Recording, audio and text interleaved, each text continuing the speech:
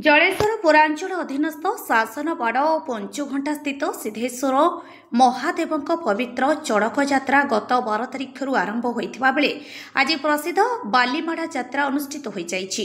एही अवसर में एक बनाढ़ शोभा मंदिर बाहरी सुवर्णरेखा नदी हाकांड निकट में पहुंचीला। सेठारे बाली माटी द्वारा देवदेव लिंग और वृषभ तैयारी कराई पूजापाठ नैवेद्य सह आरती अनुष्ठित होता।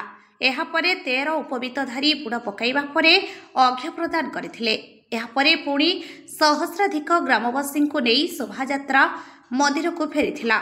मुख्य पूजक सरोज कुमार पाणिग्राही, सत्यव्रत पहाड़ी, श्यामशंकर धर, पाटभक्ता अंजन कुमार दास, चड़क यात्रा कमिटीर सभापति दुर्जय कुमार पाणिग्राही, उपसभापति चित्तरंजन महांती, संपादक गौरीशंकर महांती, कोषाध्यक्ष हरिहर महापात्र, उपसभापति संजय अबेरा, वरिष्ठ सभ्य संग्राम पट्टनायक, अश्विनी कुमार कर, गौर साहू, प्रशांत दास, अजित राय, संपादक गौरीशंकर महांती, जवाहरलाल दास, जयंत विद, देवदुलाल कोयाल, बल्लभ घोष, देवव्रत पाणिग्राही, हरिशंकर पंडा तथा चड़क यात्रा कमिटीर कर्मकर्ता और उभय ग्रामर ग्रामवासी प्रमुख उपस्थित थिले।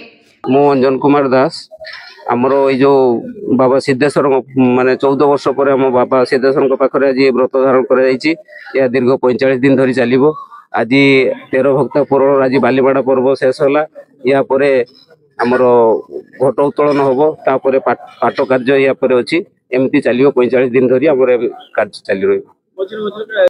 मु सरोज कुमार पाणिग्राही, ये बाबा सिद्धेश्वर महादेव मंदिर मुख्य पूजक। आमर आज बड़ सौभाग्यर खुशी कथा पंचुघंटा शासनवाड़ दीटा ग्राम जे 14 वर्ष पर आमर पैता पड़ा। गत 12 तारिख दिन आमर पैता आरंभ होता पड़ा। पाटभक्ता पकई सहित 4 जन पकई। आज 13 भक्ता पूरण है बालीमाड़ा है। आमर मे 6 तारिख दिन घट उठा हम।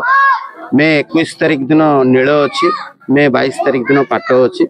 ये होचंती बाबा सिद्धेश्वर होचंती अंचल समस्त वृद्ध लिंग बुढ़ा महादेव बोली कहते। यहाँ अंडारे 42टा मंडप अच्छी।